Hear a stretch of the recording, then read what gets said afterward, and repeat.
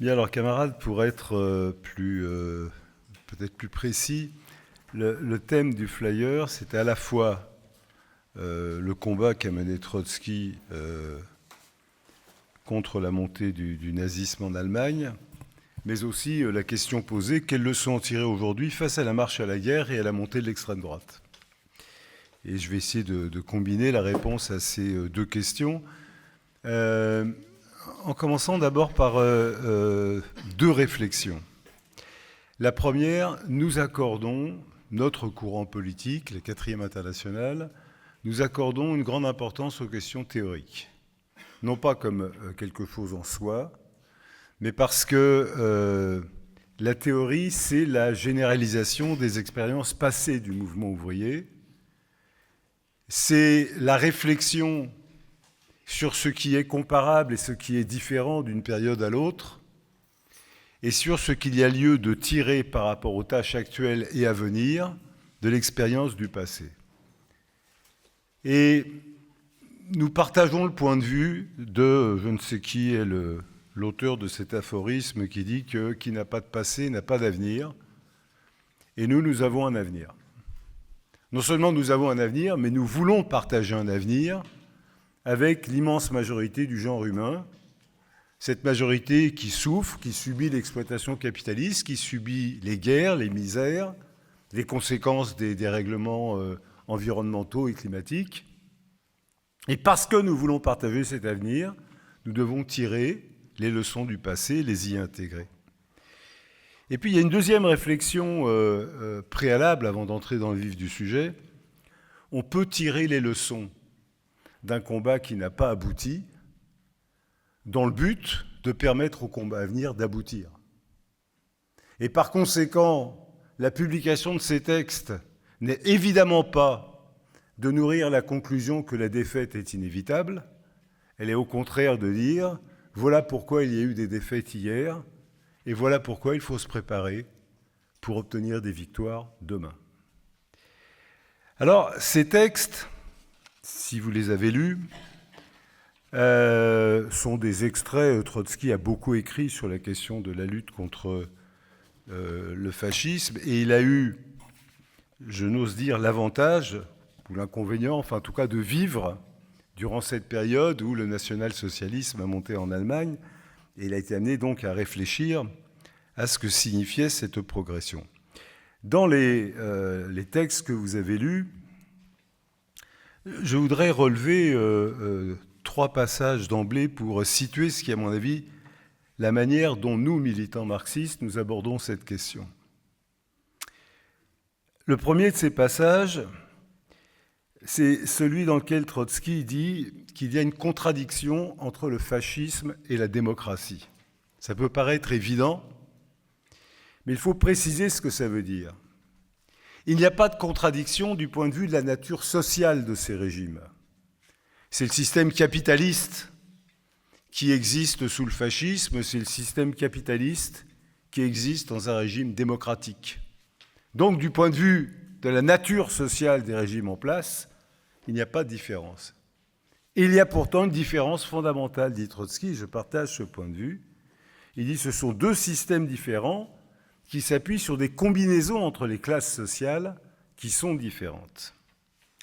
Et dans d'autres textes que ceux qui ont été publiés ici, il pose la question, à quel moment la classe capitaliste estime qu'elle doit passer d'un mode de domination démocratique à un mode de domination de type fasciste ou national-socialiste, et il répond, la classe capitaliste fait ce choix, si on peut dire, s'oriente dans ce sens, en tout cas, à partir du moment où elle estime que son système traditionnel de domination ne lui permet plus de contenir la poussée de la classe ouvrière, ne lui permet plus d'imposer à la classe ouvrière ce qu'elle doit lui imposer, ne lui permet pas non plus de surmonter sa propre crise, alors elle a besoin de moyens exceptionnels. Et ces moyens exceptionnels, quels sont-ils ? Qu'est-ce qui caractérise le fascisme ou ses variétés qui ne sont pas équivalentes du national-socialisme ou d'autres ? Et Trotsky répond dans le texte, dans les textes que vous avez pu lire ou que vous pourrez lire dans la revue, il dit, voilà, ce qui caractérise le fascisme, sa fonction principale, il ajoute même sa fonction principale et unique, donc c'est un jugement très catégorique, c'est de détruire tous les bastions de démocratie prolétarienne jusqu'à leur fondement. Qu'est-ce que c'est que les bastions de démocratie prolétarienne? Il s'en explique dans le texte. Et cette définition me semble importante. Il dit, voilà, au cours de plusieurs dizaines d'années, les ouvriers ont construit à l'intérieur de la société capitaliste, à l'intérieur de la démocratie bourgeoise et luttant contre elle, ce qu'il appelle des bastions de démocratie prolétarienne. Des bases, des foyers de démocratie prolétarienne, et dit-il, il cite les syndicats, les partis, les clubs de formation, les organisations sportives, les coopératives, bref, tout ce que la classe ouvrière, dans son combat contre la classe capitaliste, est amenée à construire comme instrument de son combat. Et, dit Trotsky, bien évidemment, le but pour la classe ouvrière n'est pas simplement d'agir dans le cadre de la société capitaliste. Mais ces bastions qu'elle a constitués dans la société capitaliste lui sont nécessaires pour son combat émancipateur. C'est pourquoi il dit « ça a été construit à l'intérieur de la démocratie bourgeoise et luttant contre elle ». Ça peut sembler paradoxal, mais c'est un fait. Vous pouvez le vérifier. Par exemple, j'ouvre une parenthèse, la charte d'Amiens, qui encore aujourd'hui est à la base de l'existence et de la CGT et de Force ouvrière, dit que le but du syndicat, de manière immédiate, c'est de défendre les revendications matérielles et morales. Mais la charte d'Amiens ajoute, mais dans une perspective qui est celle de l'abolition du salariat et du patronat. L'abolition du salariat et du patronat, c'est l'abolition de la société capitaliste. Donc c'est bien à l'intérieur de la société capitaliste et luttant contre elle qu'existent ces bastions.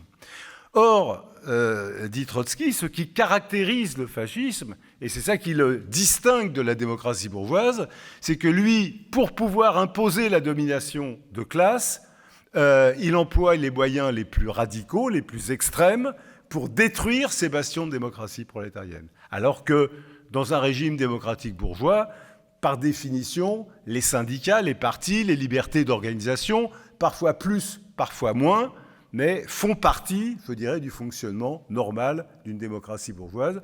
Sous le fascisme, sous le national-socialisme, le premier acte est de détruire ces bastions de démocratie prolétarienne. Et j'insiste parce que nous vivons dans une société où l'idéologie dominante est l'idéologie de la classe dominante, donc on entend beaucoup de choses sur le fascisme. Ce qui caractérise le fascisme, c'est la guerre, c'est vrai, c'est le racisme, c'est indiscutable, c'est les discriminations, c'est sûr, c'est l'antisémitisme, sans aucun doute, c'est tout ça est vrai. Mais le point de départ de ce qui caractérise le national-socialisme, le fascisme, c'est la nécessité de détruire les organes qui permettent à la classe des exploités de s'organiser dans la société capitaliste et qui sont d'ailleurs la base de la démocratie tout court. Parce que c'est quoi la démocratie? C'est la reconnaissance qu'il y a des intérêts sociaux contradictoires dans la société et que les ouvriers ont le droit de s'organiser pour se défendre. Les capitalistes, ils n'ont pas attendu qu'on leur donne le droit de s'organiser pour se défendre. Ils s'organisent, ils dominent la société et ils ne s'en privent pas, évidemment. Donc, cette définition, pour nous, du fascisme est d'une importance cruciale. C'est pourquoi nous avons toujours mis en garde, et nos camarades américains aussi ont mis en garde, il y a parfois, une utilisation, je ne sais pas comment dire, inflationniste du terme fasciste. Vous savez, tout réactionnaire est un fasciste, Non, le fascisme, c'est quelque chose de particulier. Mais, précise Trotsky, dans le texte qu'on a évoqué ici, mais il peut y avoir toute une série d'étapes transitoires qui conduisent de la démocratie bourgeoise au fascisme. Il peut y avoir des régimes plus ou moins dictatoriaux, plus ou moins antidémocratiques, plus ou moins totalitaires, qui ne sont pas encore au niveau du fascisme, mais qui marquent des étapes intermédiaires qui, si on ne les en empêche pas, peuvent aller jusqu'au fascisme. Il est important de prendre en compte ces distinctions. Ce n'est pas le fascisme ou rien, ce n'est pas le fascisme ou la démocratie, c'est plus compliqué. Et Trotsky, dans ses textes, donne toute une série d'exemples historiques, je ne veux pas les reprendre ici, de dictatures totalitaires qui interdisent certains partis, certains syndicats, certaines libertés, mais pas toutes, qui peuvent finir par basculer dans le fascisme, mais pas obligatoirement.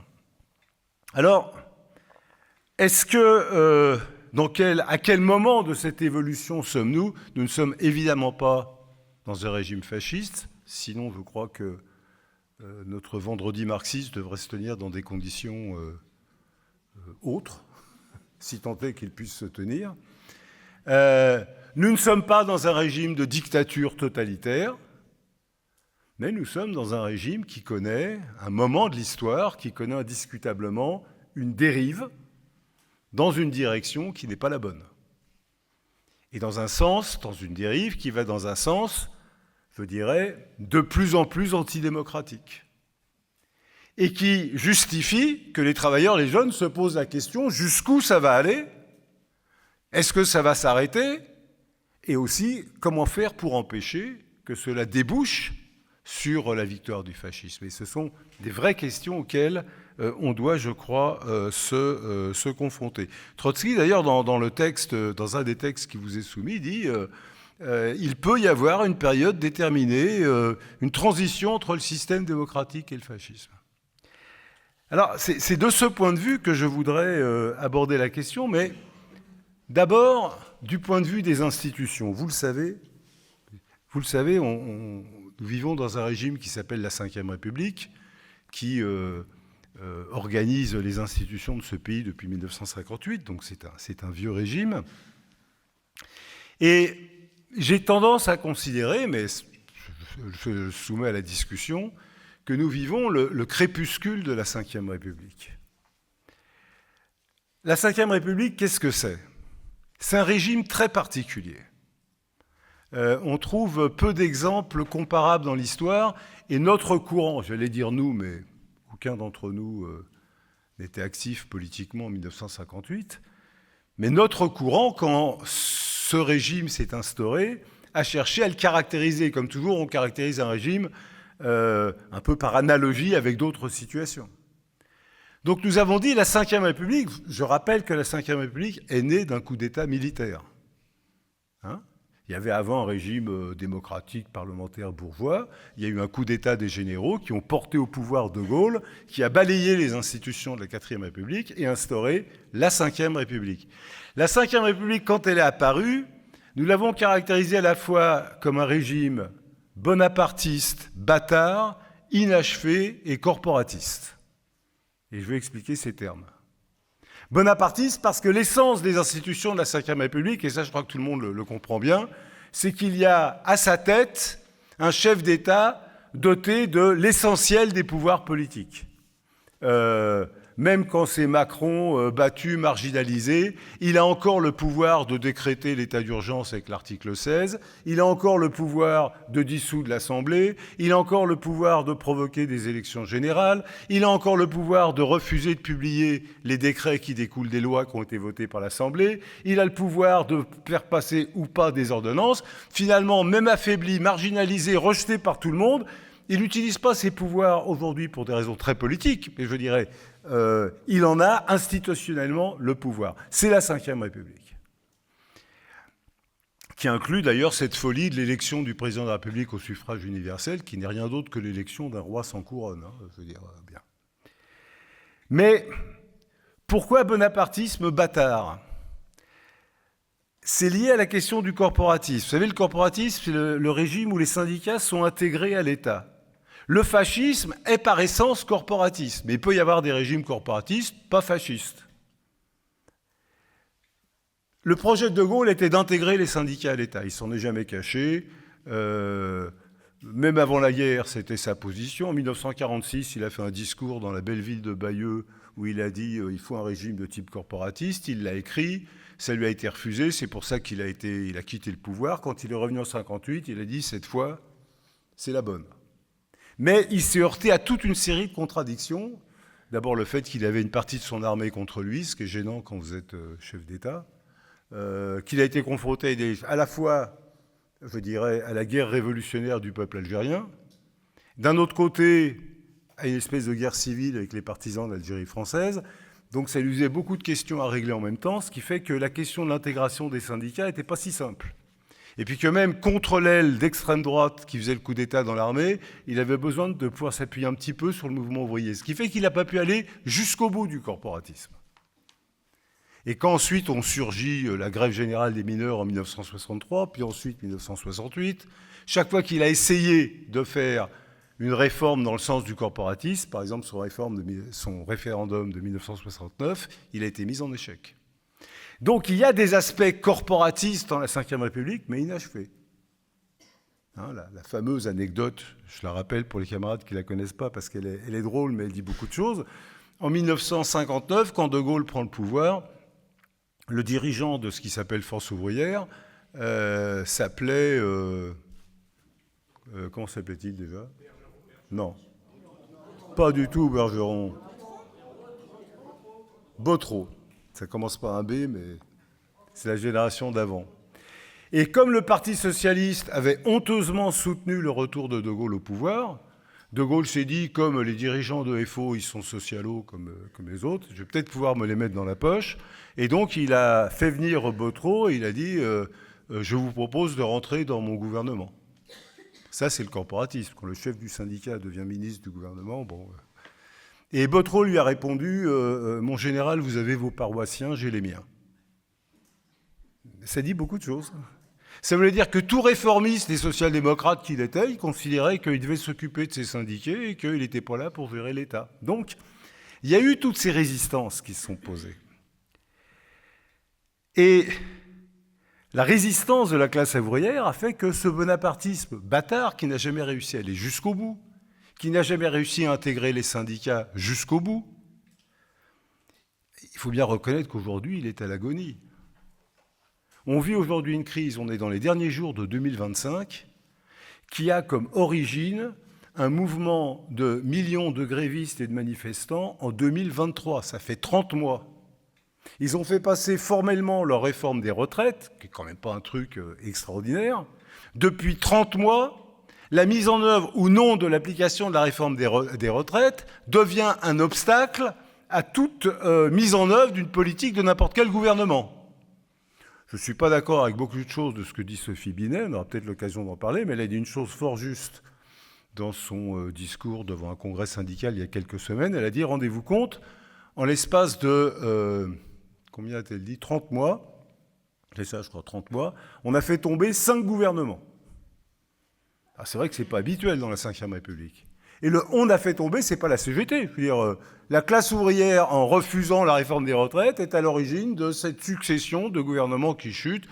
Et je passe sur le dernier spectacle auquel on a tous assisté, de « je te prends un demi-amendement, je t'en offre un quart, et avec ça, on va faire une majorité ou pas ». Et ça, bon, côté ridicule. Ce qui fait que on est dans un régime, s'il fallait donner une définition scientifique, on est dans un régime bonapartiste à l'agonie, et qui, pour survivre, est obligé d'emprunter les apparences d'un parlementarisme, mais dont l'existence dépend non pas des forces du Bonaparte, mais des partis censés constituer son opposition. Le Parti socialiste, un peu le Parti communiste, un peu les Verts, sous une autre forme LFI, on aura l'occasion. Ce qui fait que ce bonapartisme à l'agonie, il est rentré dans le service des soins palliatifs, mais même là, on ne voit pas bien comment les choses pourraient durer, et pourtant elles durent.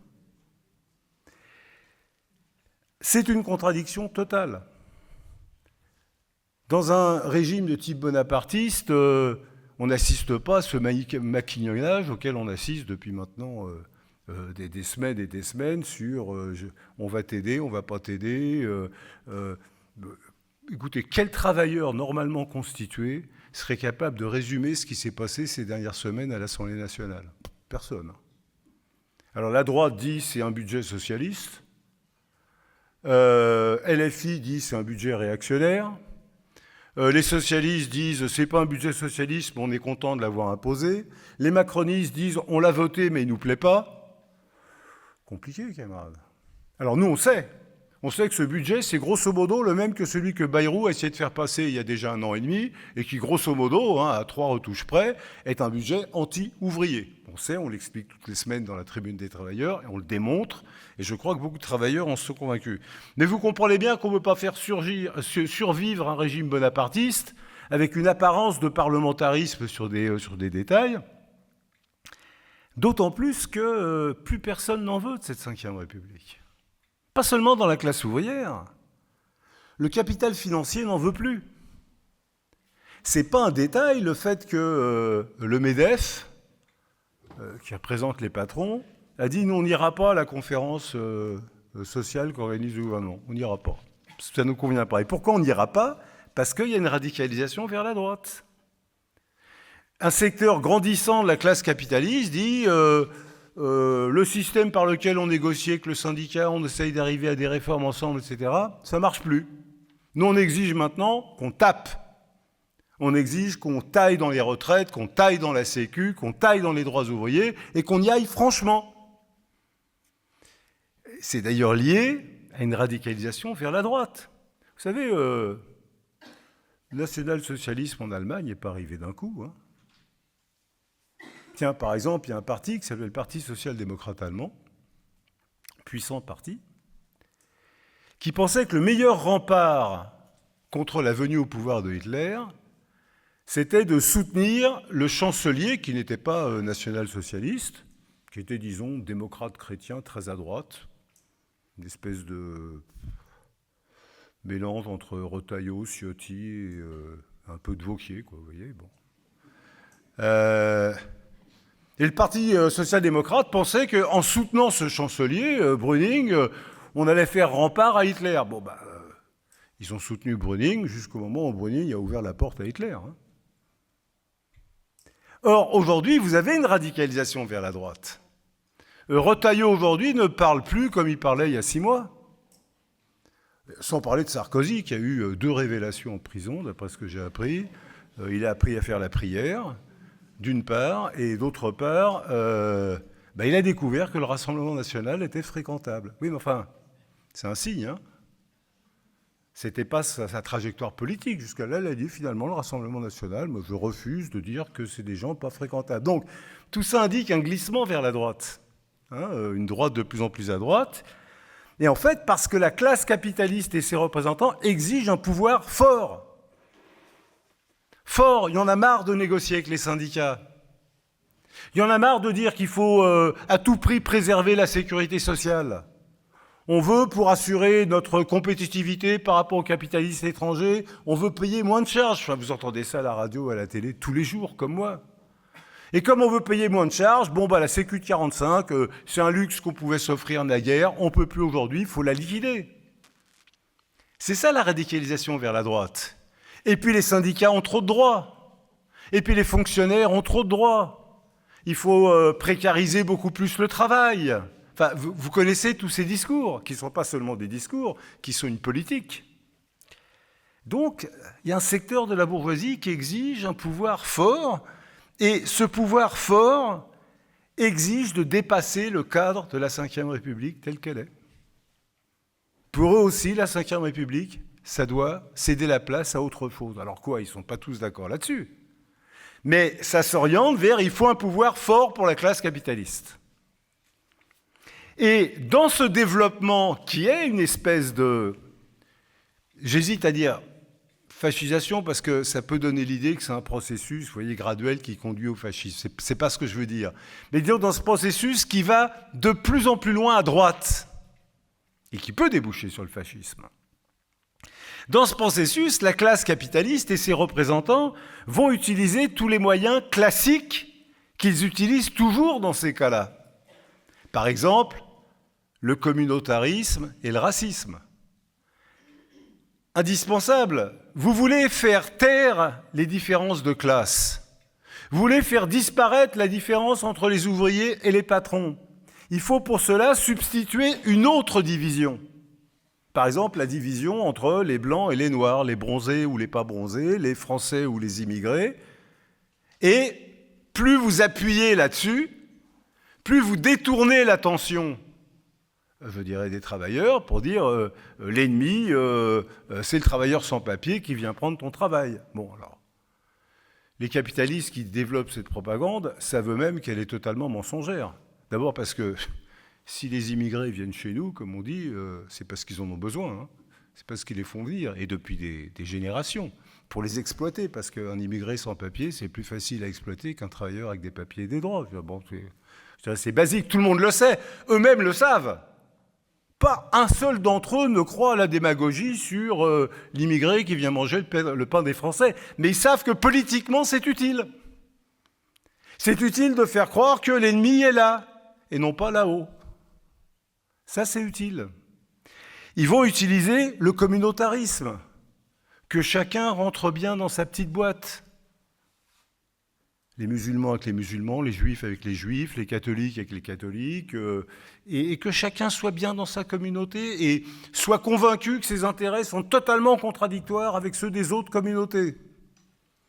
Ils vont utiliser pour cela la militarisation de la société.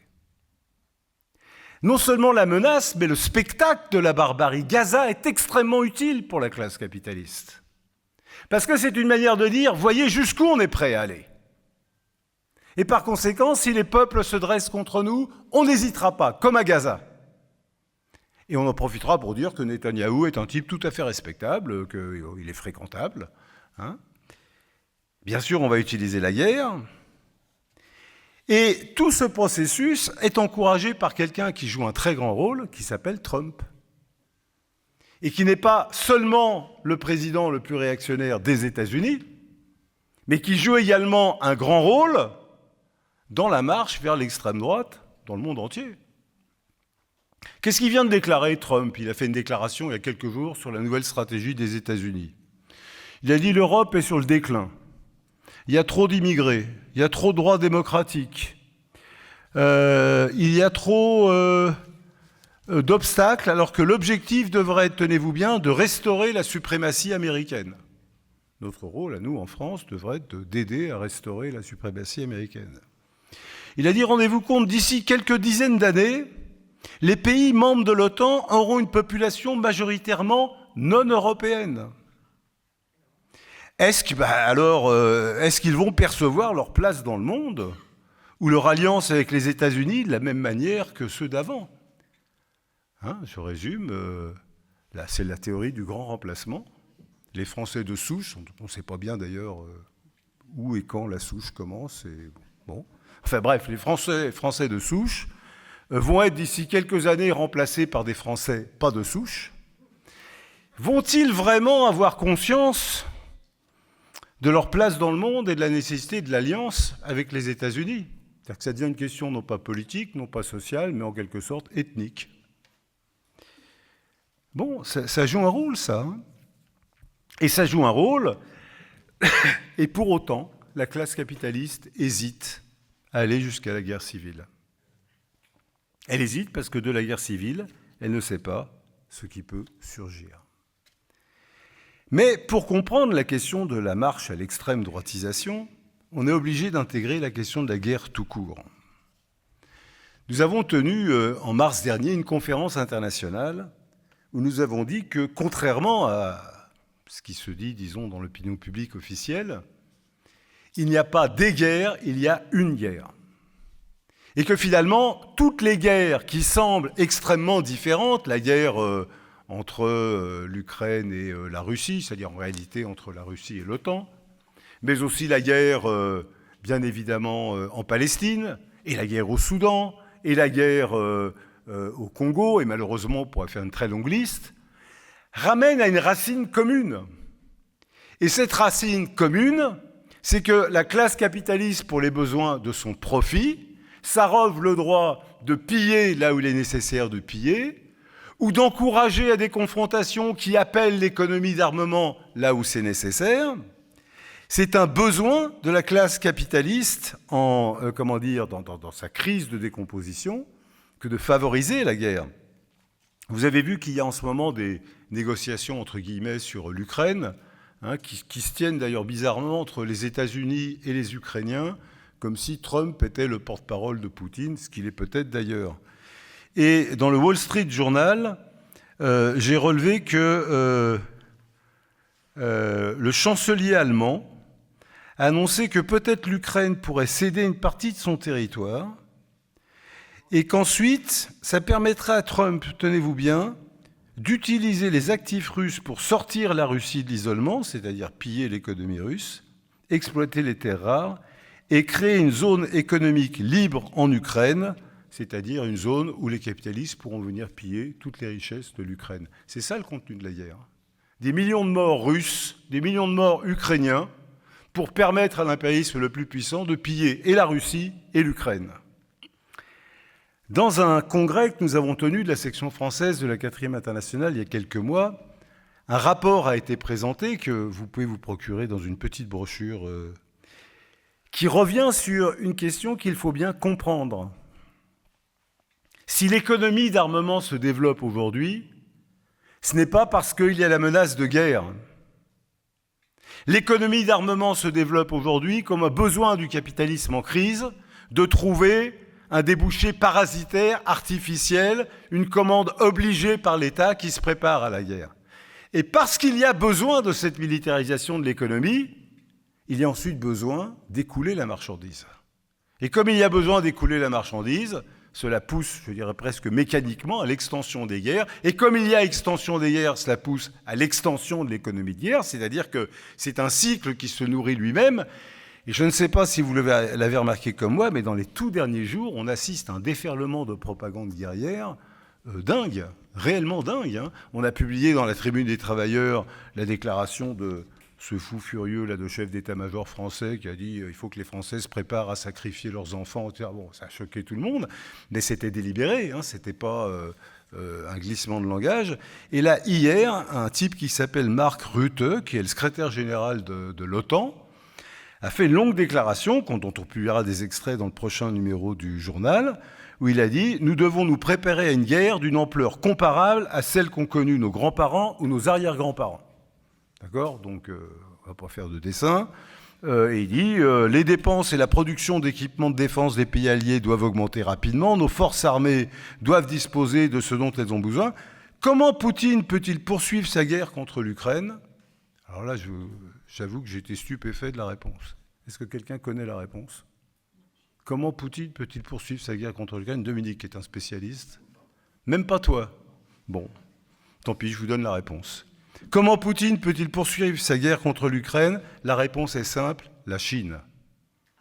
Donc, le chef de l'OTAN dit clairement que la guerre contre l'Ukraine, contre la Russie qui se prépare, n'est qu'une première étape pour préparer la guerre contre la Chine, autrement dit, la conflagration mondiale pour les raisons qu'on connaît. Alors, camarades, et puis après, il développe, il faut aller beaucoup plus loin que les 5% de dépenses militaires du produit intérieur brut, etc. Soyons clairs, la difficulté à laquelle les travailleurs et les jeunes sont confrontés, c'est que sur d'autres sujets, ce n'est pas le cas. Mais sur la question de la militarisation, il y a un consensus de toutes les forces politiques institutionnelles. Je parle en France, mais c'est vrai dans les autres pays, il y a des degrés divers. Il s'est tenu le 10 décembre, c'est-à-dire avant-hier, un débat à l'Assemblée nationale sur l'économie de guerre. Hein, le gouvernement a dit, on n'est pas sûr de faire passer tout notre budget, donc on va déjà essayer de sanctuariser le budget militaire, donc on a un débat particulier. Bon, dans ce débat, vous en doutez, la droite, l'extrême droite, on dit qu'il faut dépenser tout ce qu'il faut pour la guerre, c'est nécessaire, on est pour, etc. Il y a eu un vote. 411 des 521 députés présents ont approuvé la déclaration du gouvernement sur la stratégie de défense nationale. Il y a eu des votes contre, une partie du groupe communiste et la totalité de la France insoumise. Néanmoins, je note que, la femme qui parlait au nom du Parti socialiste déclare que l'augmentation des crédits militaires ne suffira pas à elle seule, donc elle en demande plus. Et le député Bastien Lachaud de la France insoumise a dit vous parlez d'économie de guerre, mais ce sont des mots ronflants. Vous ne préparez pas sérieusement notre défense à affronter les défis de demain. Et pour que ce soit assez clair, il a dit vos projections sont sous-budgétisées. Alors quand on trouve que les projections des prévisions militaires sont sous-budgétisées, ça veut dire qu'il faudrait les sur-budgétiser, c'est-à-dire dépenser plus pour la guerre. Alors, j'ai donné là quelques éléments, vous me direz, qui ne sont pas encourageants, qui sont la manière dont s'exprime, les différentes manières dont s'exprime ce glissement vers l'extrême droite de la société, vers la militarisation, vers la confrontation, etc. Et pourtant, j'affirme et je maintiens que ceux d'en face n'ont absolument pas la partie gagnée. D'ailleurs, s'ils avaient la partie gagnée, ils feraient autrement. Là, ils le feraient, le coup d'État fasciste. Ce qu'ils ne font pas. Mais nous devons essayer de répondre à la question comment s'orienter. Dans les textes de Trotsky que nous avons publiés dans l'International, et que je recommande à votre lecture si vous ne l'avez pas fait, Trotsky met en évidence que ce qu'il appelle la tragédie du prolétariat allemand n'aurait pas été rendue possible si les dirigeants des puissants partis ouvriers avaient agi dans un sens conforme à ce que pouvaient attendre d'eux leurs militants, leurs électeurs. J'ai parlé tout à l'heure du Parti social-démocrate allemand qui préférait soutenir un fiefé réactionnaire plutôt que de faire l'unité avec le Parti communiste contre la venue au pouvoir de Hitler. Et, je dirais, parallèlement, le Parti communiste allemand, orienté dans ce qu'on a appelé la troisième période ultra-gauche de l'Internationale communiste, avait développé cette théorie à laquelle il va être obligé de renoncer sous la pression des masses ensuite, mais qui a eu un effet funeste et désastreux, à savoir que le principal ennemi n'était pas le national-socialisme, mais la social-démocratie. Et avec cette phrase qui est rentrée dans l'histoire du secrétaire général du Parti communiste allemand de l'époque, Ernst Thälmann, disant que l'arbre social-fasciste, c'est-à-dire l'arbre national-socialiste ne devait pas occulter, cacher la forêt social-fasciste, c'est-à-dire social-démocrate dans son vocabulaire, et que le principal ennemi était la social-démocratie. Or, la social-démocratie en Allemagne à cette époque, c'était des millions de travailleurs organisés par elle ou votant pour elle. Le Parti communiste allemand, c'était des millions de travailleurs organisés par lui ou votant pour lui. Il est clair que le front unique de ces deux partis, et des syndicats qu'il contrôlait, et des organisations de masse qu'il contrôlait, l'emportait très largement, très très largement, sur les troupes du parti nazi. Et que par conséquent, si les dirigeants de ces partis, au lieu d'organiser la division les uns contre les autres, avaient, comme le recommande Trotsky, non pas adopté un programme commun, mais décidé de frapper ensemble, chacun restant sur ses positions, mais de frapper ensemble contre ce qui était l'ennemi commun de la classe ouvrière, c'est-à-dire le fascisme. Parce que si on comprend que le fascisme, c'est la destruction des bastions de démocratie prolétarienne dans la société capitaliste, quand ils ont décidé de détruire, n'en déplaise aux dirigeants staliniens de l'époque, ils ont mis dans les premiers camps de concentration les sociodémocrates et les staliniens. Ils n'ont pas fait de différence, parce que pour eux, c'était les dirigeants d'un parti qui représentait un morceau de la classe ouvrière, les autres étaient les représentants d'un parti qui représentait un autre morceau de la classe ouvrière, et méritaient les uns et les autres d'être réprimés à l'identique, parce que leurs organisations devaient être démantelées. Et la tragédie du prolétariat allemand, ça a été ça. Alors bien sûr, nous sommes en 2025 et non pas en 1933, les situations ne sont pas comparables, et je ne veux pas faire des comparaisons, je dirais, à l'emporte-pièce. Qu'est-ce qu'il y a de commun, qu'est-ce qu'il y a de comparable, qu'est-ce qu'il y a de pas commun, et comment s'orienter? C'est là-dessus, à mon avis, qu'il faut ouvrir une discussion. C'est une discussion qui concerne pas seulement les militants de la 4e internationale, mais tous les travailleurs, tous les militants, tous les jeunes qui sont préoccupés de la dérive de la société et qui se posent la question vers où ça va et comment s'y opposer. D'abord, nous devons le comprendre que la classe capitaliste est aux abois. Après, la classe capitaliste en France, parce qu'elle estime qu'elle ne peut pas soutenir la concurrence des capitalistes américains, des autres pays, qu'il faut des mesures énergiques, il faut voler sur le dos de la classe ouvrière des parts de plus-value qui lui échappent. Et que pour cette raison, il faut changer les formes de domination de classe. Je ne dis pas qu'ils y parviendront, mais ils ont comme préoccupation de devoir les changer. Vous en avez de nombreuses manifestations. J'ai cité tout à l'heure le fait que le MEDEF n'allait pas à la table de la conférence sociale. Mais on voit aujourd'hui, et aussi bien du point de vue de la répression des manifestations, que, par exemple, du point de vue des atteintes à la liberté de la presse, toute une série d'événements tout à fait préoccupants. Mais je le répète, si beaucoup des dirigeants de la classe capitaliste, beaucoup des dirigeants politiques pensent qu'il faut passer à un autre système, le problème, c'est que tout passage à un autre système suppose une confrontation avec la classe ouvrière. Et bien que les dirigeants du Parti socialiste soient d'une veulerie invraisemblable, que ceux du Parti communiste ne sont pas loin, je ne parle même pas des Verts, et que ceux de la France insoumise, qui ont un langage très radical, font par ailleurs tout pour qu'il y ait une politique de division, malgré ça, la classe capitaliste hésite à aller au choc. Alors attention, elle a des appuis. Je vous ai cité tout à l'heure la social-démocratie allemande. Permettez-moi de vous citer les raisons données par Boris Vallaud, porte-parole du Parti socialiste, pas plus tard qu'avant-hier, pour justifier le vote de soutien au PLFSS.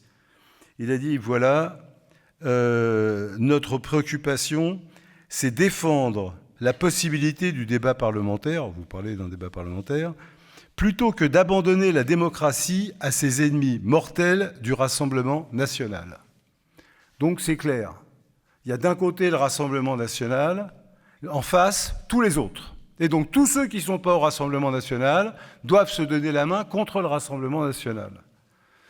Bon, c'est ce qui explique le vote du PS, d'une partie du PC, des Verts, qui est une honte absolue. Mais enfin, ça on l'a déjà vécu, il n'y a pas si longtemps. Aux dernières élections, toute la gauche a dit qu'il fallait voter de préférence pour les candidats macronistes, parce que c'était beaucoup mieux que le Rassemblement national. Bon, je ne sais pas si vous avez senti le mieux dans les 6 dernières années, je ne suis pas certain que c'était patent. Donc, c'est un processus classique. Finalement, dans le mandat de Macron qui s'achève l'an prochain, quelle est la seule chose qu'il a tenté de faire? C'est détruire la Sécu. Je ne dis pas qu'il est arrivé, mais c'est la seule chose qu'il a cherché de faire à travers les retraites. Y est-il arrivé? Pas vraiment pour l'instant. Il a porté des coups. Est-ce que c'est en soutenant un gouvernement qui détruit la Sécu qu'on va aider la classe ouvrière à défendre ses bastions de démocratie prolétarienne contre la montée du fascisme? C'est l'inverse. La classe ouvrière est au centre de la défense de la démocratie. C'est au contraire dans sa capacité à défendre ces bastions de démocratie prolétarienne comme des points d'appui, en s'engageant dans la lutte de classe de manière inséparable. C'est de cette manière qu'elle évite la dérive vers le fascisme. L'argument de l'antifascisme, camarades, a ses limites, et même des limites très étroites. L'ouvrier qui défend son salaire, qui défend ses droits, lutte d'une manière 1000 fois plus efficace contre la menace du fascisme que celui qui déclare « je suis antifasciste ». Posez la question à Macron, il vous dira « je suis antifasciste ». Mais c'est vrai. Posez-la à Retailleau, il vous dira la même chose. Posez-la à Wauquiez, il vous dira la même chose. Il vous dira « la politique que je fais est un rempart contre le fascisme ». Je ne sais pas s'il le croit ou pas, mais il le dira. Donc la question de la lutte contre le fascisme, ce n'est pas l'affirmation générale de l'antifascisme, c'est le combat de la classe ouvrière pour la défense de ses droits, de ses garanties, de ses institutions, contre la classe capitaliste dont le fascisme est un instrument. Et c'est un combat de classe. Ça ne veut pas dire qu'on ne peut pas, Trotsky le dit dans son texte, il a 1000 fois raison, qu'on ne peut pas s'allier à des gens qui ont une autre conception de la lutte contre le fascisme. Vous avez un incendie, vous ne regardez pas qui est-ce qui vous passe l'extincteur, vous le prenez puis vous l'utilisez. Mais l'indépendance de ce que vous êtes s'exprime dans le fait que, pour ce qui vous concerne, vous qualifiez le combat contre la menace fasciste comme un combat de classe, d'unité de la classe ouvrière. Bon, c'est une question qui est importante, qui est très concrète, camarades. La camarade Sophie Binet, responsable de la CGT, pour qui j'ai évidemment le plus grand respect, a déclaré il y a 2 semaines, devant un congrès syndical, devant ses camarades, elle a dit 2 choses qui sont importantes. Elle a dit, premièrement, il est minuit moins 1, et deuxièmement, il faut unir toutes les forces contre le capitalisme qui, hier, était un capitalisme néolibéral et qui, aujourd'hui, est un capitalisme libertarien à la Musk. C'est-à-dire qu'avant, on avait seulement le capitalisme, je ne sais pas, à la Bernard Arnault, disons, par exemple, et maintenant, on a le capitalisme à la Musk, qui est encore pire. Quelle conclusion faut en tirer? Il faut s'allier avec les capitalismes non libertariens contre les capitalistes libertariens? Qu'est-ce que ça veut dire, il est minuit moins une? Minuit moins une, vous savez, ça fait référence à un livre que peut-être certains d'entre vous ont lu, de Victor Serge, qui s'appelait « S'il est minuit dans le siècle », qui a été écrit par Victor Serge après qu'il ait rompu avec la 4e internationale. Et comme il avait rompu avec la 4e internationale, il estimait, ce qui peut se comprendre, qu'il n'y avait plus rien à faire. Donc s'il est minuit dans le siècle, il faut dire qu'il l'a écrit en 1939, on pouvait considérer que la situation était très terrible. Donc s'il est minuit dans le siècle, donc s'il n'y a plus rien à faire, quoi. La nuit du fascisme est tombée sur le genre humain. Mais quand Sophie Binet reprend cette formule à sa façon en disant « il est minuit moins une », on est quasiment au bord de la victoire du fascisme. Elle dit ça devant ses camarades de syndicat. Quelle conclusion elle en tire? Elle dit aujourd'hui la priorité, c'est l'unité contre l'extrême droite libertarienne. Non, la priorité, c'est l'unité de la classe ouvrière pour la défense de ses droits. Et c'est une vraie discussion qui ne concerne pas que les militants de la CGT, qui concerne tous les travailleurs. Quand défendre les conquêtes de la classe ouvrière, c'est défendre les syndicats. Quand le camarade Jean-Luc Mélenchon déclare que ce qui est important dans les syndicats, c'est qu'ils définissent des revendications qui permettent de s'accrocher à la France insoumise, il mène une politique de privatisation des syndicats. Le syndicat, il appartient ni à la France insoumise, ni à aucun parti. Le syndicat, il appartient aux syndiqués. Et si on veut que le syndicat reste, parce qu'aujourd'hui, dans la liste que donne Trotsky des bastions de démocratie prolétarienne, en ce qui concerne la France, les partis ouvriers, il ne reste pas grand-chose. Par contre, il reste des syndicats. Et indépendamment de la politique des dirigeants de la CGT, de Force ouvrière, il reste des syndicats. Mais si ces syndicats se transforment en un appendice de partis politiques, quels qu'ils soient, ils perdent leur vocation de syndicat. Le propre du syndicat, c'est qu'il rassemble les travailleurs indépendamment de leurs opinions politiques, philosophiques, religieuses, pour la défense de leurs intérêts matériels et moraux. Après, chacun est libre d'être membre de tel parti ou de tel autre. Donc quand Mélenchon fait ça, il va à rebours de ce qui est nécessaire. Au lieu de conforter les organes de la classe ouvrière, il les affaiblit. Et d'une certaine manière, la division d'un côté et le soutien à le corps nu par d'autres sont les deux faces d'une même politique dangereuse qui affaiblit la classe ouvrière, qui l'impuissante et qui l'empêche de rassembler ses forces. Alors vous me direz, qu'est-ce qu'il faut faire? Je crois d'abord qu'il faut avoir pour principe qu'il faut refuser tout ce qui efface, estompe, fait disparaître les lignes de classe. Tout ce qui fait confondre un ouvrier et un patron. Il faut s'opposer à ça. Et il faut en tirer des conclusions simples. La première, tous les combats, pour la moindre revendication, sont des combats légitimes. Pour la moindre revendication. Le gosse handicapé qui n'a pas l'AESH à laquelle il a droit. Le malade qu'on laisse dans un couloir dans l'hôpital. L'ouvrier qu'on licencie parce qu'on ne peut plus fabriquer des machines à laver Brandt. Quand il y a 600 à 800 milliards d'aides données aux patrons par le gouvernement, quand il y a plus de 100 milliards de dividendes versés aux actionnaires, quand il y a les 80 milliards qu'on nous vole à nous, les travailleurs, comme exonération de la sécurité sociale, c'est pas vrai qu'il n'y a pas les moyens. Il y a un militant syndical dans une grève il y a quelques mois, qui n'est pas du tout proche du Parti des travailleurs, je ne sais pas qui c'est. D'ailleurs, je ne sais pas du tout qui c'est, mais ça a été rapporté par des camarades. Il a dit un truc très juste. Il a dit, si l'enveloppe qu'on nous accorde, je crois que c'est un enseignant, si l'enveloppe qu'on nous accorde ne permet pas de satisfaire les revendications, il faut faire péter l'enveloppe. Je trouve cette formule formidable. Oui, il faut faire péter l'enveloppe. C'est-à-dire qu'il faut partir des revendications. Il faut satisfaire les besoins. Et puis les moyens, ils existent si on décide d'acheter. Donc là, c'est la première chose pour moi. C'est la première condition de tout combat ouvrier digne de ce nom. La deuxième condition, l'indépendance des organisations ouvrières. Leur action commune, le combat pour la grève générale, l'indépendance. Le syndicat n'appartient à personne d'autre qu'aux syndiqués. Et les camarades qui ont lancé cet appel, peut-être ils en parleront pour l'action commune, en parleront. Et puis, il y a dernière question sur laquelle je voudrais dire un mot, parce qu'elle n'est pas simple. Bon, alors vous, concrètement, la 4e internationale, vous proposez quoi? Quel gouvernement vous proposez? Bien évidemment, on peut toujours dire un gouvernement de la 4e internationale, mais nous sommes un courant politique très minoritaire. On peut le souhaiter pour un avenir plus ou moins lointain. De manière immédiate, ce n'est pas crédible. Mais nous avons le devoir de dire pour quel type de gouvernement nous sommes. Nous sommes pour un gouvernement qui exproprie la classe capitaliste, qui arrache des mains de la classe capitaliste les moyens de production et d'échange, qui les socialise et qui en fasse un instrument de satisfaction des besoins de l'immense majorité. Mais nous sommes conscients qu'aujourd'hui, il n'y a pas une majorité parmi les travailleurs dans ce pays qui partagent ce point de vue. Les travailleurs se posent le problème de la défense de leurs droits, de l'amélioration de leurs conditions d'existence, de la classe pour leurs gamins, de la préservation de leur emploi, du pouvoir d'achat.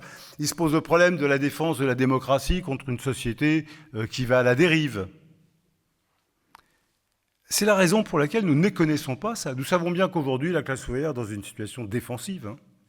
On n'est pas en train de conquérir des droits et de voler de victoire en victoire. On essaye d'éviter la destruction d'un certain nombre de choses. Dans une telle situation, ce que je dis là, c'est une réflexion personnelle, donc les camarades ne se gênent pas pour la critiquer.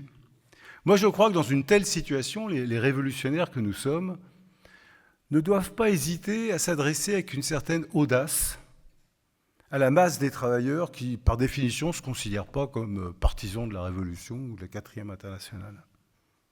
Notamment à tous ceux qui, il y a 18 mois, s'il n'y a pas très très longtemps, ont voté pour le nouveau Front populaire.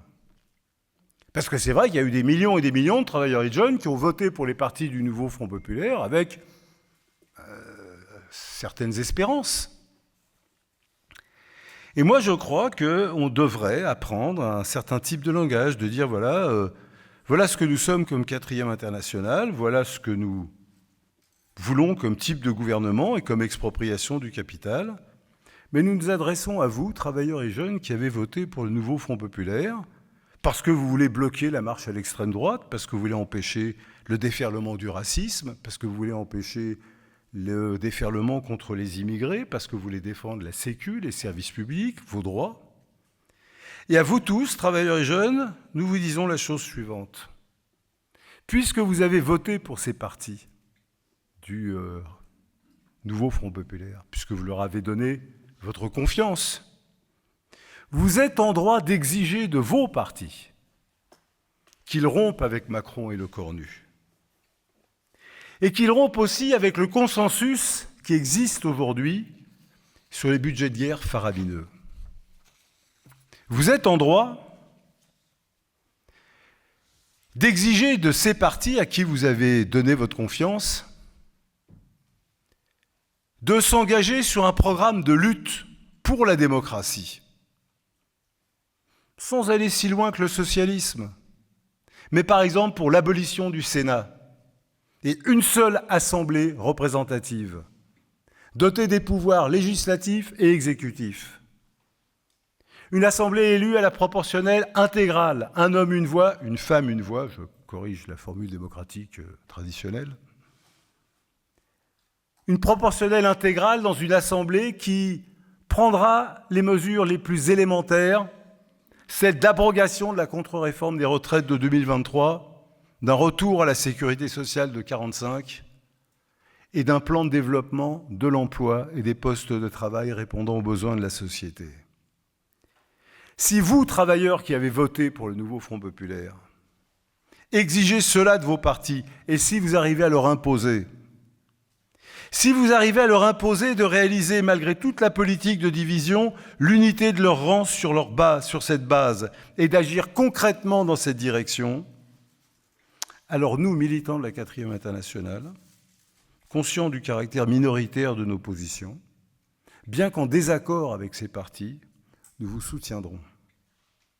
Nous vous soutiendrons et nous ne revendiquerons pour nous-mêmes rien d'autre que le droit de défendre notre position pour une rupture ouvrière, pour un gouvernement des travailleurs et de la démocratie, ouvrant la voie au socialisme. Je vous remercie.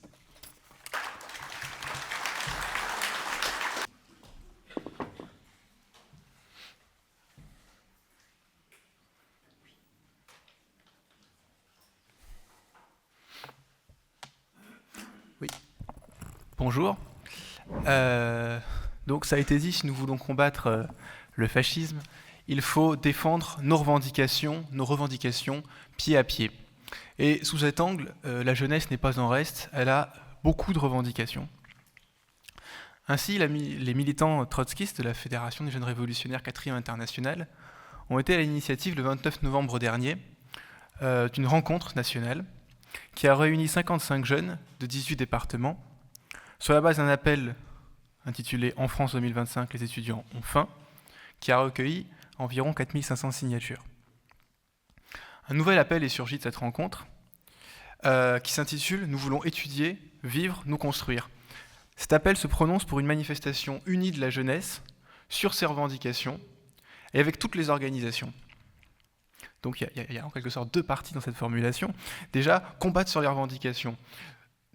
Dès la fin de cette rencontre, les jeunes qui étaient présents sont revenus chez eux et ont commencé à mettre en œuvre cette orientation à Strasbourg pour la défense des étudiants étrangers face aux attaques dont ils sont victimes par le gouvernement, à Paris pour que le Crous qui fuit les étudiants en déménageant secrètement réponde aux revendications des étudiants, à Lille pour obliger la région à restituer les 100 repas gratuits, à Tours pour que les étudiants d'une école d'art aient des conditions d'études dignes, bref.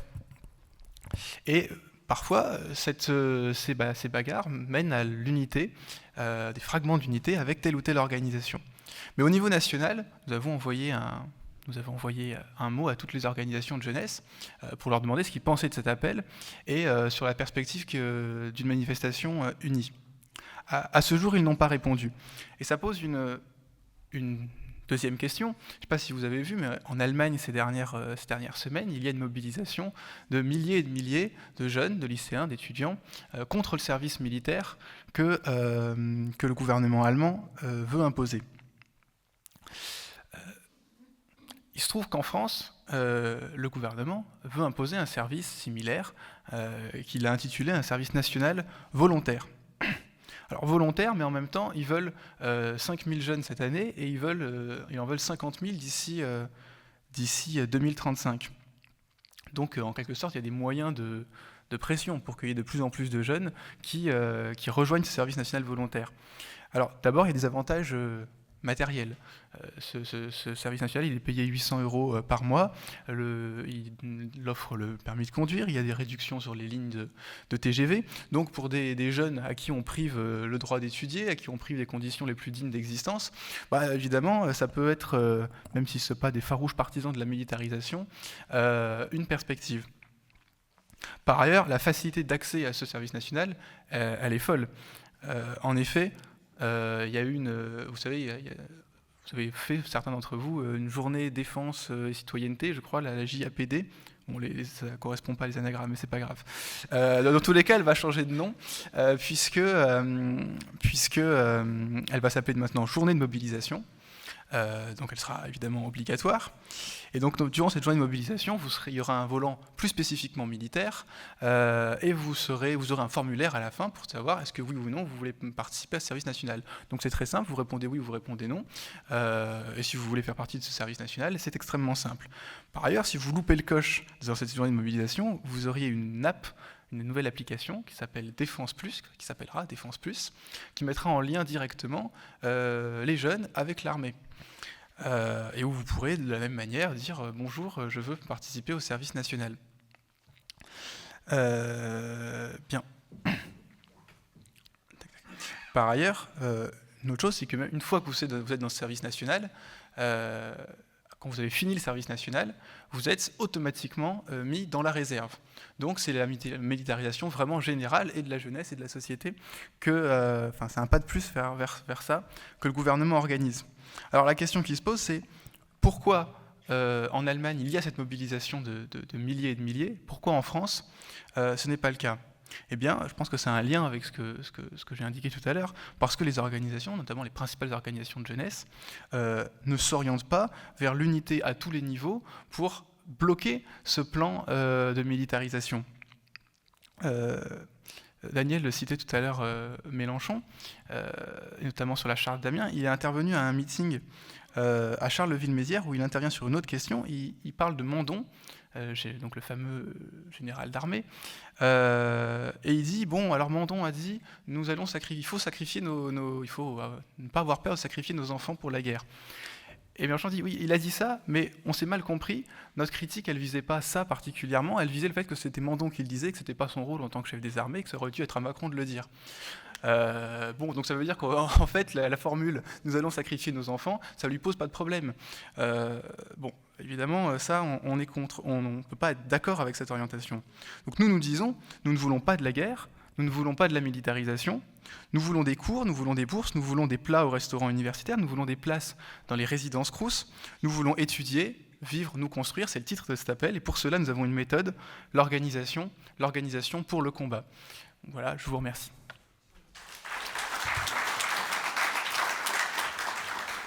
Je crois que la discussion, elle est quand même intéressante, et je crois que la meilleure façon de combattre l'extrême droite, puisqu'il s'agit de cela et de l'actualité du programme, de l'actualité du combat de Trotsky, c'est effectivement de combattre la politique menée par ceux qui mènent une politique qui n'est pas au service des travailleurs, mais qui est une politique au service des capitalistes.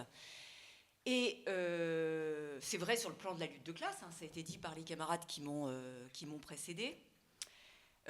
C'est vrai avec le combat autour de l'appel pour l'action commune et la réunion du 17 janvier qui se prépare, mais c'est vrai aussi sur le plan politique et sur le plan de la construction du parti. Ça ne va pas vous surprendre, je vais vous parler des élections municipales. Demain, nous avons un bureau national du Parti des travailleurs qui va avoir à son ordre du jour, en particulier, la question des municipales, pas seulement, mais en tout cas, cette question sera une question centrale. Et du coup, on va discuter de quelle politique indépendante on met en œuvre sur ce terrain, pas seulement, mais aussi sur ce terrain. Indépendante de quoi ? D'abord, indépendante de tous ceux qui, à la tête des exécutifs locaux, mènent une politique qui n'est pas conforme aux intérêts des travailleurs. Et là, en particulier, je pense aux municipalités qui se disent de gauche. Hein, je crois qu'il faut aborder cette question. Mais j'insiste... je pense que la pression dont parlait Daniel tout à l'heure, elle existe. Elle existe sur les travailleurs en général, elle existe aussi sur les militants de la 4e internationale et du Parti des travailleurs. Les hésitations que nous avons dans certains endroits à avancer sur la constitution des listes aux élections municipales, à mon avis, ont un rapport avec, bah oui, mais quand même, on va diviser, bah oui, on va faire le jeu de l'extrême droite, etc., etc. Bon. Moi, je prendrais un seul exemple, une ville que je connais bien, la ville dans laquelle vous vous réunissez ce soir.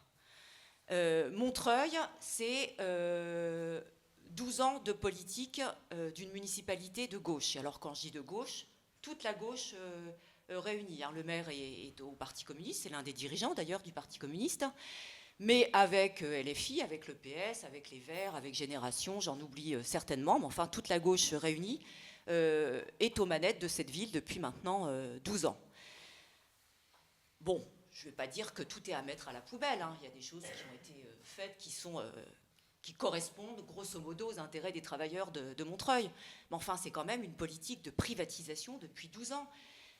L'énumération que nous faisons dans nos documents de campagne, je vais la faire ici, hein, puisqu'on la connaît par cœur maintenant. Ils ont privatisé les crèches, délégation de services publics. Ils ont privatisé le nettoyage des bâtiments publics et de la voirie. Ils ont privatisé le stationnement. Très récemment, ils viennent de privatiser le service d'aide à la personne. C'est pas rien quand même. Dans une ville comme Montreuil, qui est quand même une ville populaire, privatiser un tel service qui concernait des milliers et des milliers de travailleurs retraités. Et puis on a appris très récemment qu'ils ont également privatisé, ou qu'ils vont privatiser le garage municipal. Le garage municipal, c'est très simple. Ils vont vendre les véhicules qui ont quand même été achetés par la mairie. Ils vont les revendre à un concessionnaire. Et de ce fait, ce ne sont plus les employés municipaux qui feront l'entretien des véhicules, mais les employés du concessionnaire. Donc à la clé, il y a aussi la suppression d'un certain nombre d'emplois liés, enfin d'emplois de personnel communal. Alors, je pourrais être beaucoup plus longue, mais je ne le serai pas. Simplement, ça a des conséquences sur le quotidien des travailleurs. Hein, je veux dire, qu'on n'aille pas me dire qu'un service privatisé, c'est la même chose qu'un service public. Ça n'est pas le même service rendu, ce ne sont pas les mêmes tarifs, ce ne sont pas les mêmes personnels, ce n'est pas la même formation des personnels. Je crois que vous connaissez ça aussi bien que moi. Mais c'est vrai, il y a des conséquences, en particulier aussi sur les personnels communaux,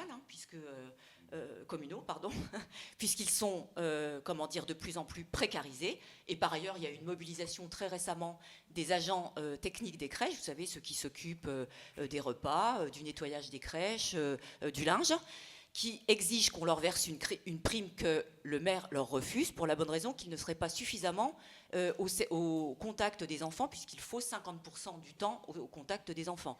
Vous voyez ce que je viens d'énumérer. Si ceux-là ne sont pas au contact des enfants, je me demande bien lesquels le seront. Alors, moi, je dis face à ça, qu'est-ce qu'il fallait faire ?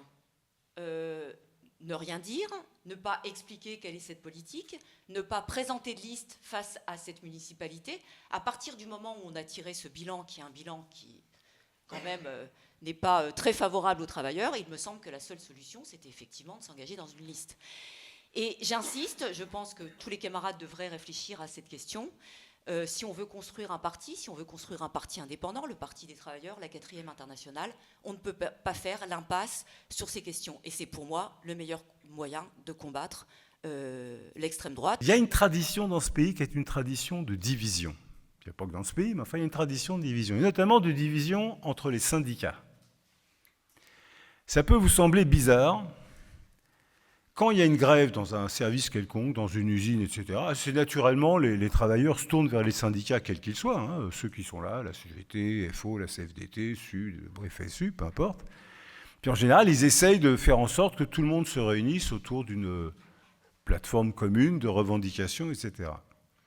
Mais une fois que c'est terminé, chacun retourne dans son coin, et surtout, la tradition, je ne dis pas que c'est toujours pareil, c'est qu'on ne discute pas entre militants de différents syndicats. Et même, on se méfie. Notamment entre CGT et FO. Ça tient à l'histoire, comment ces syndicats se sont constitués. Très grande méfiance. Moi, des camarades m'ont rapporté, pourtant la guerre froide, c'est fini depuis longtemps.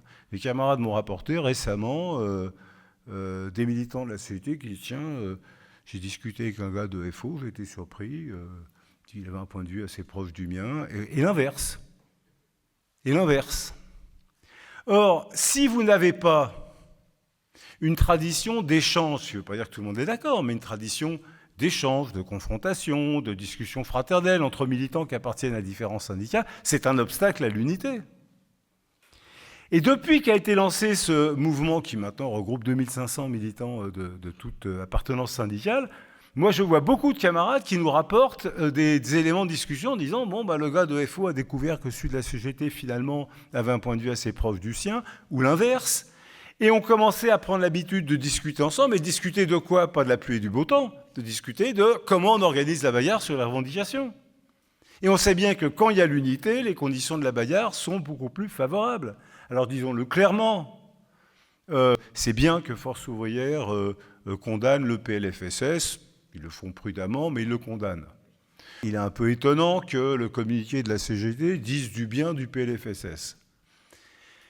Mais si vous voulez mon avis, le problème ne va pas se régler dans une rencontre au sommet entre Sophie Binet et Frédéric Souillot, même si c'est bien qu'ils se rencontrent. Je crois que le problème va se régler à tous les niveaux, et notamment par en bas. Et donc je pense que ce travail de l'appel des 2500 doit s'étendre. Cette assemblée du 17 janvier doit s'étendre et doit permettre, d'une certaine manière, l'aspiration en bas à l'unité, elle est très grande, doit permettre que cette aspiration à l'unité remonte de bas en haut et s'impose, c'est l'unité de la classe ouvrière pour ses droits, quels que soient les syndicats. L'unité sur les revendications, je pense que c'est dans ce sens qu'il faut avancer. Et on a entendu ce qu'ont dit ses camarades. Alors, j'ai noté la formule de Christelle, qu'est-ce qu'il fallait faire est-ce qu'il fallait accepter, se taire finalement ou pas sur la privatisation, Mais il y a une autre possibilité. On pourrait très bien décider de figurer sur la liste de la gauche unie. Faut-il faire ce choix ? Mais si on faisait ce choix, c'est nous qui privatiserions le garage municipal. C'est nous qui supprimerions l'aide à domicile. C'est nous qui privatiserions les crèches. Donc nous avons le choix, tout le monde a le choix. Tout le monde a le choix entre participer de la destruction des droits de la population ou défendre les droits de la population. Le maire a le choix aussi, lui il a fait un choix autre. Par conséquent, les travailleurs ont besoin de savoir que dans leur commune, partout où nous sommes, bien évidemment nous ne sommes pas partout, mais que dans leur commune, là où il y a des militants du Parti des travailleurs, il y a une liste qui va défendre leurs droits et qui dira pour ce qui nous concerne, on ne veut pas engager de polémique excessive, mais qu'on ne compte pas sur nous, ni pour participer à la destruction des services publics, ni même pour fermer les yeux sur la destruction des services publics.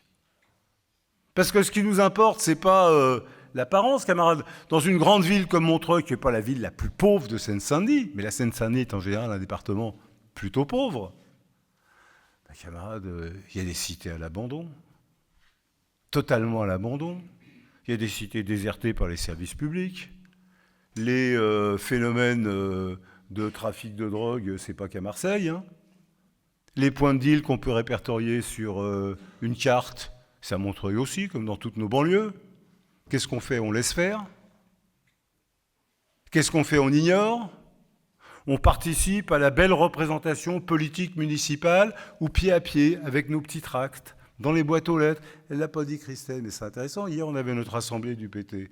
On a fait un compte. On a sorti un petit flyer pour expliquer un peu pourquoi on présente une liste au municipal. On a calculé, on en a diffusé, je crois, près de 10 000. Hein. On a diffusé 10 000 flyers dans le mois écoulé, dans, je ne dirais pas toutes les cités de Montreuil, mais une grande partie des cités de Montreuil. Et il s'est passé un truc intéressant. Les camarades ont... Parce que vous savez, j'ouvre une parenthèse. Hein, le problème du Parti des travailleurs, c'est que nous avons trop de femmes. Or, la loi dans ce pays interdit d'avoir plus de femmes que d'hommes sur une liste aux élections municipales. Donc, par exemple, au moment où je vous parle à Montreuil, on a plus de candidats qui ont rempli le fameux CERFA qu'il n'en faut, mais il nous manque un homme. Si vous connaissez un homme montreuillois qui veut bien être sur la liste, on a plus de femmes qu'il n'en faut, il nous manque un homme. Bon, donc les camarades, en faisant du porte-à-porte dimanche, cherchaient un homme désespérément, voilà. Il en manquait 2 à ce moment-là, et ils frappent à une porte, et ils tombent sur quelqu'un qu'ils ont déjà rencontré sur le marché quelquefois. Au porte-à-porte, voilà, qui avait déjà quelques fois porte-à-porte signé nos papiers, vendu le journal. Bon, il fait rentrer les camarades, ils discutent, et les camarades lui expliquent, voilà, on cherche quelqu'un pour la liste. Il dit oui, pourquoi pas, ok, très bien. Et quand les camarades lui disent ça, il dit non, mais je suis au courant. Et sur son buffet, ou sur son meuble de l'entrée, était posé très respectueusement un des 10 000 flyers distribués. Il l'avait eu dans sa boîte aux lettres 2 semaines avant, il l'avait gardé parce que ça l'intéressait. On est venu le voir, il s'est mis candidat sur la liste, il nous manquait 2 hommes, il en manque encore un. Mais je veux dire, ce travail qui peut sembler un travail de fourmi, il est essentiel.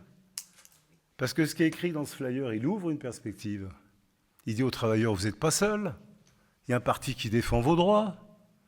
Il est petit, il est modeste, il a des moyens limités, mais groupons-nous, agissons ensemble. Ne fermons pas les yeux sur la privatisation. Vous savez, il y a un terme qui est beaucoup utilisé en France, c'est la gauche et la droite. C'est un terme équivoque. Moi, je préfère les termes de classe. Il y a les ouvriers, il y a les patrons. Parce que des gens de gauche qui privatisent, il y en a malheureusement beaucoup. Et une privatisation de gauche, elle n'est pas mieux qu'une privatisation de droite. Peut-être certains d'entre vous se rappellent-ils qu'il y a un peu moins de 25 ans, donc les jeunes ne savent même pas quand c'était, mais il y a moins de 25 ans, l'électricité en France était un service public, et le gaz aussi. Il y avait un monopole de service public. Et il y a eu une directive de l'Union européenne qui a dit il y a une directive européenne de privatisation qui dit c'est obligé de privatiser. Et à l'époque, il y avait un gouvernement de gauche en France. Le Premier ministre était socialiste, il s'appelait Lionel Jospin. Parmi ces ministres, il y avait des ministres communistes, comme Marie-Georges Buffet, des ministres écolos, comme Dominique Voynet, des ministres socialistes de gauche, comme Jean-Luc Mélenchon. Et ce gouvernement de gauche a dit, ben voilà, si l'Europe dit qu'il faut privatiser, on va privatiser. Mais ils ont dit, attention, hein, attention, nous, la transposition de la directive européenne, c'est une transposition de gauche. Vous voyez la différence, c'est que ce n'est pas une transposition de droite, c'est une transposition de gauche. Donc dites-vous bien, chaque fois que vous recevez votre facture de gaz et d'électricité qui a augmenté de 10 euros, de 20 euros, dites-vous bien que c'est le bénéfice d'une transposition de gauche. On ne sait pas ce qu'aurait donné une transposition de droite, mais c'est une transposition de gauche. Donc, nous préférons les critères... Souviens-toi, la crèche, c'était pareil, c'était une privatisation de gauche. La privatisation des crèches de Montreuil, c'était une privatisation de gauche, absolument. Et quand on a emmené les mères de famille avec les poussettes aux maires PCF... Oui, absolument, il nous a dit transposition de gauche. Bon, camarades, ça c'est des mots. La réalité, c'est on est du côté de la classe ouvrière ou du côté de la bourgeoisie, du côté des crèches publiques ou du côté des crèches privées, du côté des besoins des mères de famille ou des besoins des grandes multinationales. Tiens, ce que Christelle vous a pas dit, parce que ça m'a fait mal au ventre. Non, il y a plein de choses que tu aurais pu dire. C'est que la privatisation du service d'aide à domicile, elle est assez récente. Elle date du début de l'année. Début de l'année. Moi, je n'étais pas au courant. Mais d'un coup, j'ai trouvé que c'était bizarre. Il y avait sur tous les panneaux, vous savez, de publicité à Montreuil, d'un seul coup, tous les panneaux, il y avait des publicités pour, comment ça s'appelle ce truc Pour les petits frères des pauvres. Non, pas petits frères des pauvres. Les petits-fils. Les petits-fils. Vous savez, ces organismes privés qui apportent une aide à domicile privée. Et moi, je n'avais pas fait le rapprochement. Mais un jour, je me suis dit, c'est bizarre, il y a toutes ces publicités. Ben oui, c'est normal, ils venaient de privatiser le service public. Donc la porte était ouverte à tous les services privés. Bon, ben, si ça, c'est la gauche, moi, je suis ni de gauche ni de droite, je suis classe ouvrière. Je suis service public. Alors, dernière chose, par rapport à ça, deux remarques. D'abord, il y a une question qui a été posée par un jeune camarade qui l'a transmis à un plus ancien, qui me l'a transmis. Voilà, je la retrouve, qui dit ceci. C'est une question intéressante. Pourquoi Trotsky dit-il que la bourgeoisie qui aspire à la stabilité ne marche pas avec enthousiasme au fascisme ? Il faut comprendre ce qu'est le système capitaliste. Le système capitaliste s'appelle le système de la libre entreprise. Et ce n'est pas une vue de l'esprit. N'importe lequel d'entre vous, s'il a un petit capital, même pas très grand, peut essayer de se lancer dans l'aventure du capitalisme. Il peut essayer, je ne sais pas, d'embaucher 3 ouvriers, de les exploiter, de leur faire suer de la plus-value.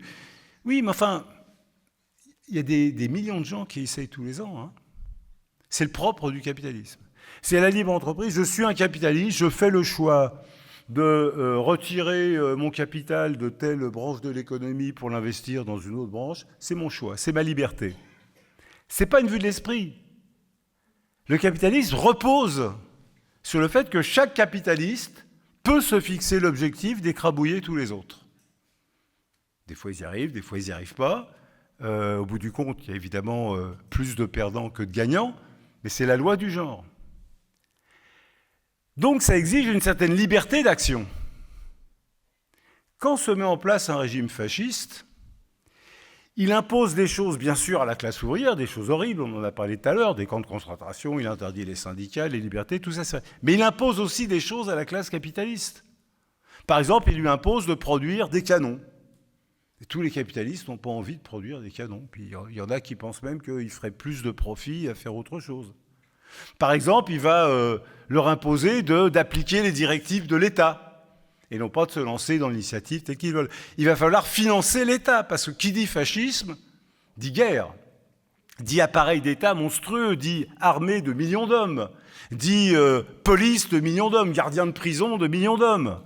Il faut financer tout ça. Alors certes, on prend sur le dos de la classe ouvrière, mais prend aussi sur le dos des capitalistes. Pendant un temps, les capitalistes l'acceptent parce que si c'est le moyen de faire taire les ouvriers, ils se disent on fait taire les ouvriers, on va donc permettre de les exploiter un peu plus et de gagner un peu plus de profit. Mais à la longue, ça pèse. Donc la classe capitaliste ne se résout au fascisme que quand elle estime qu'elle a plus à y gagner qu'à y perdre. Mais en temps normal, si je puis dire, si elle peut faire l'économie du fascisme, elle préfère un mode de domination, plus léger. Et là, nous sommes au moment intermédiaire, où le mode de domination classique démocratique ne suffit plus, où la classe capitaliste hésite, mais enfin, elle fait quand même des petits pas dans le sens d'un État de plus en plus autoritaire.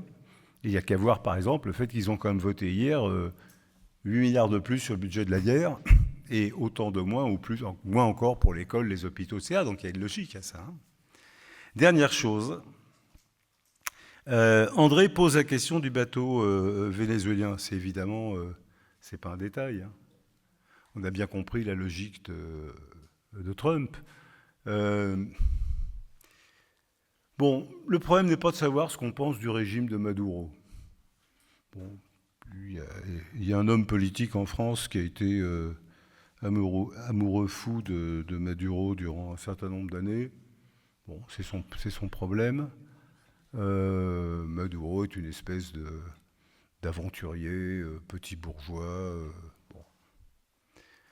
une espèce de Bonaparte latino-américain, comme il y en a beaucoup, ça s'appelle le caudillisme là-bas. Bon. Mais il n'empêche que les raisons pour lesquelles l'impérialisme américain bombarde de plus en plus des citoyens vénézuéliens n'ont rien à voir avec la politique de Maduro. Rien. Ça n'a rien à voir non plus avec la lutte contre le narcotrafic. C'est loin de chez nous, donc on ne s'en rend peut-être pas compte. Enfin, je rappelle pour tous les camarades ici, il y a un pays qui s'appelle le Venezuela, qui est un pays souverain. Il y a des bateaux qui croisent au large du Venezuela. Et il y a un type à des milliers de kilomètres de là, Trump, qui décrète que ces bateaux transportent de la drogue. Y a-t-il une preuve, pas de preuve? On n'en sait rien. Il décrète qu'il a le droit d'envoyer des missiles ou des drones, qui avec une précision terrible, font exploser le bateau et tuent tous ces occupants. Je crois que dans les dernières semaines, il y a près d'une centaine de citoyens vénézuéliens qui ont ainsi perdu la vie sans que jamais la moindre preuve n'ait été apportée qu'ils étaient ou qu'ils n'étaient pas trafiquants. Peut-être qu'ils l'étaient, j'en sais rien. Maintenant, Trump franchit une étape et dit ce que nous faisons dans les mers au large du Venezuela, nous allons le faire sur les terres parce que y a de la drogue qui circule aussi sur les terres. Bon, là, vous avez compris le schéma.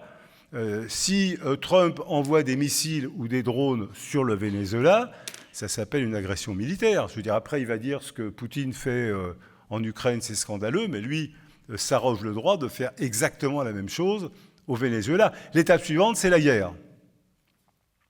Et l'étape suivante, c'est pas simplement la guerre au Venezuela, mais c'est le Mexique. Parce qu'il y a les mêmes processus à la porte des États-Unis, et puis pourquoi pas les autres pays d'Amérique latine. Trump l'a d'ailleurs il l'a revendiqué. Vous savez, il y a une vieille doctrine qui date, si mes souvenirs sont exacts, de 1823, qui s'appelle la doctrine Monroe, et qui dit que les États-Unis ne s'occupent pas du reste du monde, mais que par contre, tout ce qui est sur le continent américain est de leur ressort, et qu'ils ont le droit de faire tout ce qu'ils veulent sur tout le continent américain. Ça porte le nom d'un président américain de l'époque qui s'appelait Monroe. Et Trump, récemment, a revendiqué, il a dit, non, moi, finalement, je reviens à la doctrine Monroe, c'est ce que fait. Bon, camarade, ça pose un problème majeur. Quelle position doit avoir un parti ouvrier révolutionnaire internationaliste? C'est de dire, indépendamment de ce que nous pouvons penser ou pas, du gouvernement Maduro, ou du gouvernement Sheinbaum au Mexique ou autre, nous sommes inconditionnellement contre toute intervention impérialiste de ces pays. Nous sommes inconditionnellement pour la défense de la souveraineté de chacune de ces nations.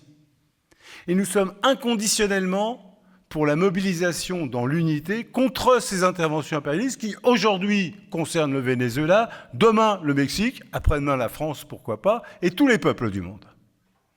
Et notre devoir, comme militants de la 4e internationale, est de refuser tous les arguments, parce qu'on les entend, comme toujours dans ces cas-là, qui consistent à dire « ouais, mais quand même, c'est pas vraiment des démocrates, oui, mais ceci, oui, mais cela ». Enfin, le malheureux gars qui pêche un poisson au large du Venezuela et qui meurt parce qu'il a reçu un drone au titre du fait qu'il a été décrété être un trafiquant de drogue, lui, il est responsable ni du régime Maduro, ni de je sais pas quoi. Par contre, Trump est responsable. Donc, ça fait, André a raison de soulever la question, ça fait partie des questions auxquelles nous allons être confrontés dans ce pays. Et je crois qu'il faut avoir une position exclusivement internationaliste, aucune concession au chauvinisme, aucune concession au social-chauvinisme, au chauvinisme de droite, au chauvinisme de gauche, une seule position, l'internationalisme ouvrier.